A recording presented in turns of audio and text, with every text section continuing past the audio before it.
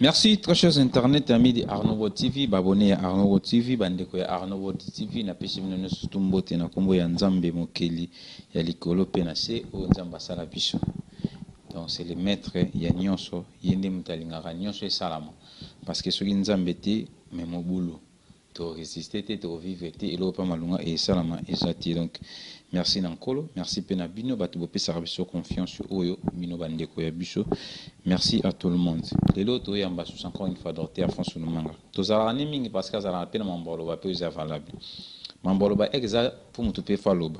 Il y a un monde que tous à la mingi peine d'orter à fond sur le manga. Mais les lots, il y a un épisode de sous, tout sur un épisode de sous, il y a émission, il y a l'îlot. Mais bien que vous avez satisfait, na makambo auto sola. Landa pena Boyoka conseil et ça la bien. Donc, ça la volonté ya Boyoka, makambo oyo apportant au cœur, mes mango. Partager pena bandeko o bazana ba difficulté wana soko kutena mutu mazana problème wana facilité yako pesa ye information po ayeba kutana docteur Alphonse Lumanga numéro za la wana za pona obenga benga pona préoccupation na yo to pona conseil to pe so na soutenir biso obengi et osala pena bien et osala bien na biso donc na pesipe mbote na yo Thierry K15 na pesimbo tino Thierry K15 Thierry K15 na kacha Turquie motema ya mama Joseline Mukendi na Kinshasa. Donc mbote na yo Thierry K15 motema mama Joseline Mukendi na Kinshasa na pesio mbote, sans oublier aussi mi fille de Panama, la fille de chance na kacha Turquie wana so na pesio mbote na mona pe bon master ngai Kalema, garçon élégant, n'a pas toujours propre, beau pète, on bien. Président Marius Nkos, les jeunes David, Kosi Ambinga, la Katia France, n'a pas mbote. Une surtout, n'a pas mbote, n'a mon bon professeur David, Talagayo. Chose n'a pas sa formation à Bababa. Ba peso formation à Bababa, donc yo karati, donc vous en a pas sa professeur, moi Bababa, donc. Professeur David azala na pona ko pesa ba information pona ko enseigner makambo oyo. Donc toi accompagner et au sala bien avec Docteur Alphonse Lumanga. Plaisir à toi, merci. Merci mingi ndenge bozolanda biso. Thank you for everyone that are following us. Na sepeli mingi pe ndenge boza ko tirer ba attention na bino pa na biso. I'm glad that you are paying us your attention. Les lots tozolobela o ezaya motuya. Today we are going to talk about ya motuya o ezana tina. Today we are going to talk about things that are important. Tozoloba thème na biso planeamento, donc batonga oyo babetaka basi pona ko éviter ou be ko ba ko aligner bana. So today we are going to talk about planning, that injections that women take to avoid pregnancy. So what are the consequences of that injections? Je crois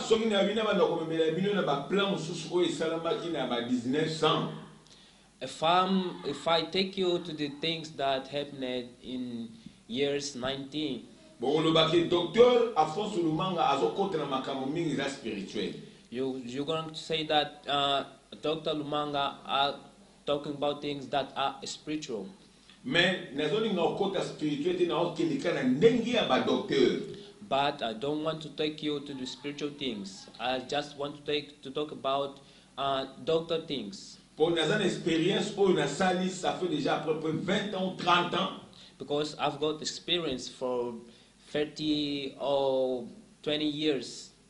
Donc spécialisation na ngai mingi ezali na makambo ya gynécologie, makambo ya basi kobota. My specialization is about gynecology, about pregnancy. Naza docteur ya médecine naturelle thérapeute. Natural doctor. Alors, tangu nazolobela planamento. So when we talk about planning, planamento boyebi yango bien. Planning you already know very well. Batonga oyo basi bazwaka pona koyeba ko éviter bazemi That injections that women take to avoid pregnancy, ou bien pona koyeba ko aligner bana, or to know how to pregnant or to born. la signification ya batonga wana nde yango babenga yango plan familial. So this injection that women takes is named by family plannings. Tozana combien de sortes ya ba plan familial wana? So what sort of planning family we have got? Apart tonga, Apart injections, tozali na ba piqûre, tozali na ba comprimé. we have got medicines.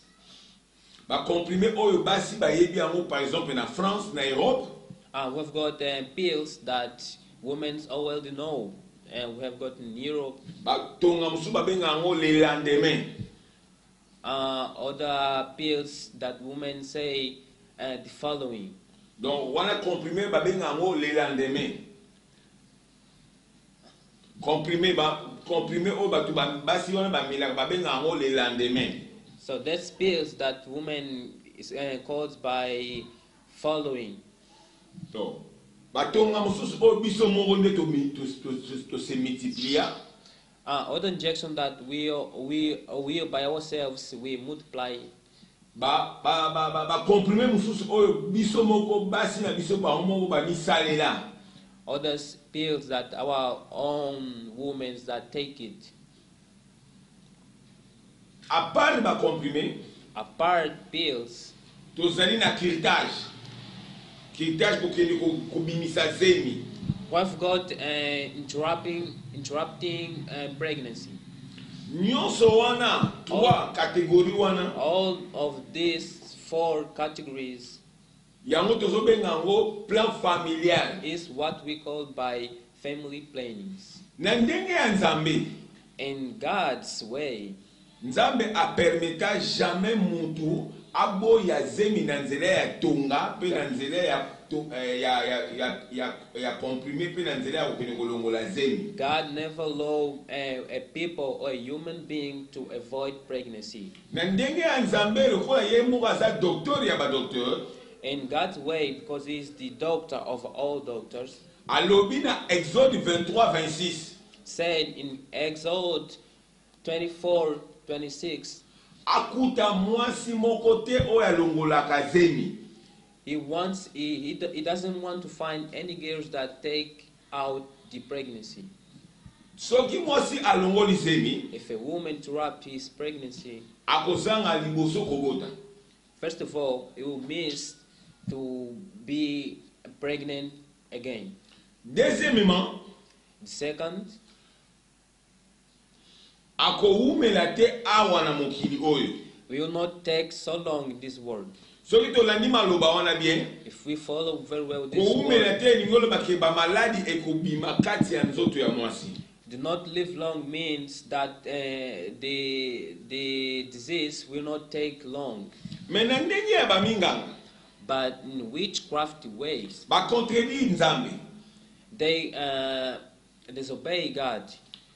Na ndenge ya basavant oyo mpe babimi, basavant bato ya mayele mingi, In wise ways also, bango mpe balobi na tosala tonga mpo nini mwasi ayeba koevite ka azemi na tonga wana. they say, let's make this pill or this injection in order to women to know how to avoid the pregnancy. Ok, na loi ya Nzambe, In God's law, Nzambe lokola permeta jamais mutu mwasi apratike biloko wana mpona koboya zemi, as God never allow women to interrupt this pregnancy, elingi koloba ke eza mabe, it means it's bad. eza kodétruire santé ya mutu, It's destroying the wealth of a woman. eza kodétruire organisme ya mwasi. It's destroying the woman's organism. Ntango mwasi aza kopratike tonga mpona koevite zemi, If a woman is practicing this kind of things, ntango mwasi aza kopratike comprime mpona koboya zemi, if a woman is practicing pills to avoid pregnancy, Tango mwasi azokende kosala avortement ou be curettage pona kolongola zemi. If a woman is doing all of these things to avoid pregnancy, Na loi ya Nzambe eza déjà mabe. in God's law is already bad. Obe Nzambe soki bino bolobi ki azalaka te. If God doesn't exist, Nzambe azali. God is. Po mokili o mobimba biso te mutu sali yango. Because the world is not man who did it. Biso to yeko kutango. We found it. Pe to tikaka yango. And we're gonna leave it. Je crois que signification ko lakisa ke Nzambe azali yango wana. It means that God is there. Ato umeli 100 ans 125 yeba ki yo kotika yango. Even if you live 1,000 years, you're gonna leave it. Sikoyo. Now, Na 3 catégories wana ya bakisi pona kubola zemi. there's 4 categories to avoid pregnancy. Ba conséquences ezali ebele. There are a lot of consequences. Tokei na conséquences nanu ya tonga. Let's go first in injections consequences. Tonga Injections oto bengi planamento. that we call planning. Tonga ezana ba conséquences très graves. Injections has got a lot, but a lot of consequences. Je crois ba mama nyonso bazolanda. So all the women that are following us, Bayebi ke tonga wana bapesa rango mbo basombaka yango te po ozwa yango. they know that this injection they do not pay to get it. Basala ba promotion yango eza ofele. Their aids are free. Ofele wana That's free. pona nini? Why? Selon ba gouvernement mondiaux, So the worldwide government, lokola ba kote seka na nzela ya médecine po ba faire croire bato ke eza biloko moko eza kosunga bato na santé. so they take it to the medicine way to make us understand that is helping people, Batalisa bato ba conséquences nango te. but they do not tell the consequences. Je crois na ba télévision, Because in televisions, ba bandai koloba non, they say that okoki kobota bota bana lokola ba mabata te bana balandana landana. you cannot bear by bear. Selon ndenge ba bandai kopesa bato ba cours nango. So without having a good way of creating your children. Alors, So na sima wana in this case, ba faire croire ba maman ke ezali bien pona koyeba ko aligner bana. they told to the women that it's good to know how to create your kids. Okoki kolinga te ke bana o emsoza na posa ba obotaka mibale me okomi kokende tina 6 7 8 9. Is to know how to bear, not bear a lot. Alors, So eloko nini kusala? what happened? Balobi ezali bien. They said it's good. Maintenant balobi na ba maman ezali bien me ba yebisi bango ba conséquences nango te. So they told that it's good, but they didn't tell the consequences. Naza koloba bien naza ko bandeta ke docteur ya Nzambe. Now I'm telling you in good way. Na kotika ya jamais koloba kombo ya Yesu Christ na yoka batu soni po Yesu Christ pe yoka nga soni lobi jamais. I will never stop talking about God to be ashamed of God. No, Naza na Yesu Christ de Nazareth o aza Nzambe pe mobikisi na nga na misala oyo. I'm with God. Po ye mutu apesa nga mayele ya kolakisa bato. Because He gave me the intelligence to show the people Conséquence ya tongeza nini? what are the consequences of injection. Mutu nyonso mwasi nyonso oyo azwi tonga pona ko éviter zemi. Every woman that takes injection to avoid pregnancy, Ba conséquence ezali ya ba plusieurs maladies kati ya nzoto na ye. the consequences are a lot of sickness on her body. Tonga ngo ezalaka ya 6 mois, This injection is for 6 months une année, and years, 3 ans, 4 years 6 ans. and 6 years. Tangu yo ozozwa tonga wana yo mama ube yo jeune fille ozozwa tonga wana. When you are taking these injections, En tout cas, so lelo na yo confirmer lelo na lakisa ok organisme na yo eza mabe. today I'm gonna claim you that these injections are bad. À plusieurs reprises okomi ko bela ba maladie mo oyo oza ko s'attendre te maladie ozo uta wapi. After taking these pills, you're going to suffer a lot of sickness, and you will not understand where the sickness are coming from. Mais aussi obosani nango. But you already forgot. Même ba docteur bazo traiter ba maladie wana. Even the doctors that are treating you, bazana idea ko tuna o batonga wana te. they have not ideas to ask you about this injection. Ata bazwi ba idea ndenge nga na pesi bango ba idea boye. Even if they take this idea, bakoyeba kisi nini oyo ya ko traiter pona ko sisa chimie wana te ko taki na kati ya tonga they will wana. not know the injections or the medicines to give to you and to know how to avoid this. Basi nyonso oyo bazwa tonga. All these women. Tala ba conséquences ya ba maladie oyo ebota makati na bango. Look over the consequences they burn in their body. Babelaka ba maladie ba gastrite. They've got gastrite. Babelaka ba hépatite. Hepatitis. Babelaka ba cirrhose de foie. Ba cirrhose de foie. Donc ba inflammation ya ba foie. They've got inflammation in their bladder. Babelaka ba trouble ya ba règle. They've got irregular menstruation. Kotaka ba ménopause avant date ya ménopause. They get in menopause even before the time. Babenga ménopause précoce. We call it by precocious menopause. Bakoma ba insuffisance ba rénale. They've got renal insufficiency. Bakoma ba infectation ya ba rein. They've got kidneys infections. Bakoma na ba bouchement ya ba trompe. They've got inflammation there in their body.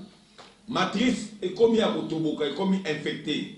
Their kidneys, their liver will not be good. Esilisaka bango ba sentiment sexuel. It also takes out the feelings of a sexual. Donc basi nyonso oyo bazwa tonga ube bazwa katonga.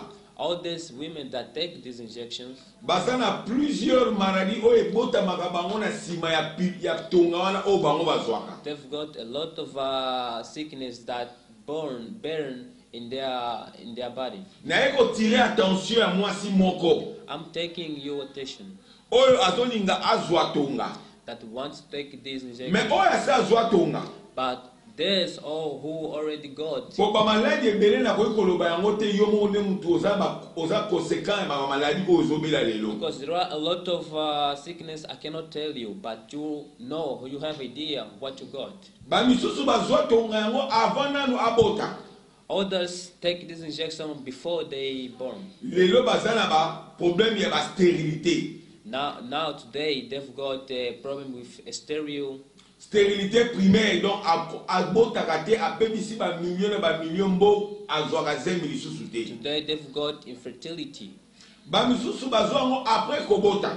Others take after having a baby. Lelo pe ba complication ya kobota moyen abota lisusu ezate. Today have got a lot of problems to bear. Mais ngana ebisi bino. But now I'm telling you. Ngana zana kisi oye neutralisaka chimie wana oyo ya tonga wana na kati ya nzoto ya mwasi. I've got the medicines, the right pills in order to make you better again. Soki ezali cause ya tonga wana nde mutu esala yo bongo. If this sickness are the consequences of those injections, nazana solution oyo nakopesa yo te. I've got the solution to give you. Toke na deuxième vague.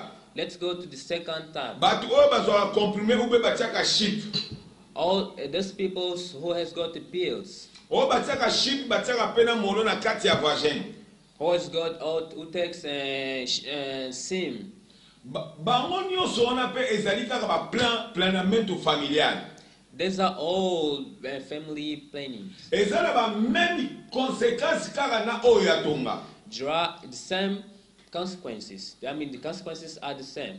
Bato bamelaka kisi avant rapport sexuel. Those people who takes pills before having sexual relations. Bato bamelaka comprimé après rapport sexuel. All those people who takes pills after having sexual relations. Bato batiaka chip. All these people who takes sim in their body. Bato batiaka molo na kati ya trompe na bango. All these people who takes condom in their body. Nyonso wana. All of these. Eza déjà chimie. eza chimie. Is chemistry. Alors chimie chimique wana. This chemistry. Yango nde mutu ezo détruire susu ba organisme ya basi. Is what destroy the woman's organ. Mutu ni mwasi nyonso azo pratiquer ba biloko o na otanga. All these women that are doing it, azala ba conséquences ba maladie ebele na kati ya nzoto na ye. they've got a lot of consequences in their body. Mes sœurs, My seed, ngai nazandi kuna bino mobali. I'm your brother. Balobi éduquer une femme, c'est éduquer toute la nation. They say if you educate one man, you're going to educate all the nation. Yango tangu naza ko éduquer mwasi moko. Now, if I'm educating one woman, Nazo koloba pona basi nyonso. I'm talking about all women. Précisément la basi oyo ba melaka bakisi après ou bien avant rapport sexuel. Mainly of those girls who take pill before Boza ko baby sa ba organisme na bino. you are destroying your organism. Ba conséquence ya ba maladie ezali ebele o bozo souffrir nango lelo. The consequences of all this sickness are a lot. Maman, My mother, leki ya mwasi, my sister, yaya ya mwasi, my aunt, bino nyonso basi. all of yours. Nzambe atiaka ka programme kaka moko pona koyeba ko éviter zeni. God gave you only one way to avoid pregnancy. Okoki kosala ba pratique oyo te. You cannot do this kind of things. Nakangi yo makasi te. I'm not interrupting you. Na pekisi yo pe na makasi te. I'm not interrupting you. Problème nanga ozoyoka makambo nga nazoyebisa yo. My problem is that you are listening these things. Yo mutu okosubi ba conséquence oyo ba maladie oyo komema ona liwa. You are the only owner of all those consequences that Lelo tangu yo totala nga. if you are singing now, Nzoto no ekoma ko vimba vimba. your body is not good. Maladie ezoyeba te maladie nini. You are not know what sickness is that. Ozobebisa ba mbongo par-ci par-là. You are wasting your money. Ozoyeba te maladie yango eza nani. You are not knowing what sickness that. Soko za Afrique okoloba ke ezali bandokine mutu ya famille bazosala obongo. If you are African, you're gonna say that it's rich. Soki poza mundele okoloba ke mususu ba magie fétiche biloko boyeboyo kotaki. If you are white, you're gonna say that it's magic or witchcraftery. Okay, eza wana te. But it's not that. Eza problème ke It's problem that ozangaki connaissance. you have not idea. Yango nga na fungoli yo connaissance. Now I'm opening your Yo mind. mutu pe okenda kolongola ba zemi na ba hôpital. You're a girl that they are taking out the pregnancy. Okenda kosala ba critage. You are doing a lot of things. Ba critage oyo osala. That things that you're doing. Na ya apona condamner ote. I'm not judging you. Na ye pona condamner ata mukete. I'm not judging you. Mais naza kotalisa yo. But I want to make you Ba know conséquence ya biloko oyo osala des années passées. the consequences of all these things that you did years ago. Yango nde ezali ba maladie oyo ememeli yo lelo. These are the consequences. Ma sœur, My sir, la seule position, la seule position ya ko longola ze ou ya koboya zemi. the third position, the third way in order to avoid pregnancy Ezaka koyeba ko éviter, koyeba ko calculer ba sigle na yo ki mwasi. is only to calculate your menstruation period. Soki ba sigle na yo mwasi, If your period ezali ya kobeba, is not good, ezali susu te na alignement. is not well good, Monanga, look at me, benganga, call me. nga na kozongisa ngo normal. I'm gonna make you Soki cry. poso zo déjà tonga. If you just taking injections, Ça sert à rien okende ba hôpital gynécologique ozobebisa bambongo na yo pamba.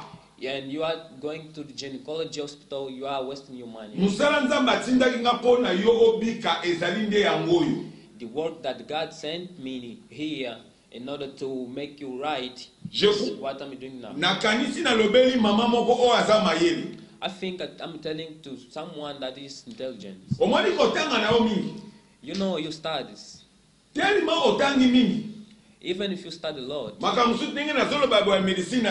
some things that I'm talking about, natural medicines, you are thinking that is not good. It's not. It's the way God sent me that in order to make you right. I'm medicine natural doctor. I'm going to give you the pills that your organism will be right again. Fertility. Primaire. First. Secondaire. Second. Inflammation. All these pills. Myome. Kyste. Crystal. Fibron. Fibrin. Okay. Inflammation cervicale. Pelvic inflammation. Infection chronique. Chronic infections. Infection, il y a des bases ou des autres, na quatre matrices, il y a mwasi ou bien na trompe. Inflammation in their kidneys on tromps. Oh, c'est la spécialisation na ngai. This is my specialization. Donc mwasi nyonso oyo asanga kobota. So all the women that are not that are looking for having baby. Na ko injecter spermatozoïde te kati na yo non. I won't inject you the spermatozoid. Ngai na ko pesa kisi traitement yo zongi normal.